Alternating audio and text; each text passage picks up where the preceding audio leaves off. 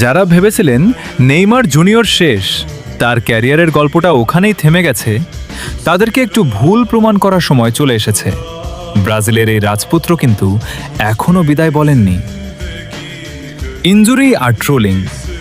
বিগত কয়েক বছর ধরে নেইমারের নামের পাশে এই দুটো শব্দই সবচেয়ে বেশি শোনা গেছে। মাঠের চেয়ে মাঠের বাইরেই কেটেছে বেশি সময়। অনেকেই ধরে নিয়েছিলেন হলুদ জার্সিতে সাম্বার সেই জাদু আমরা আর কখনোই দেখতে পাবো না, কিন্তু আসল ফিনিক্স পাখি তো ছাই থেকেই ফেরে। সব সমালোচনা আর ইনজুরির ধাক্কা সামলে নেইমার এখন আবারও বুট জোড়া পায়ে গলানোর জন্য প্রস্তুত। ব্রাজিলের তরুণ দলটাকে টেনে তোলার জন্য, মাঠের ভেতরে লিডারশিপ দেওয়ার জন্য রাজকীয় এক ক্যামব্যাকের গল্প এখন লেখা হচ্ছে। কারণ ফুটবল বিশ্ব খুব ভালো করেই জানে মাঠে হাজারটা বিতর্ক থাকতে পারে, কিন্তু নেইমার যখন নিজের ছন্দে ড্রিবলিং শুরু করেন তখন ফুটবল খেলাটা স্রেফ একটা আর্ট বা শিল্পের রূপ নেয়। কি মনে হয় আপনার? ক্যামব্যাক করে নেইমার কি পারবেন ব্রাজিলকে আবারও সেই হারানো গৌরব ফিরিয়ে দিতে?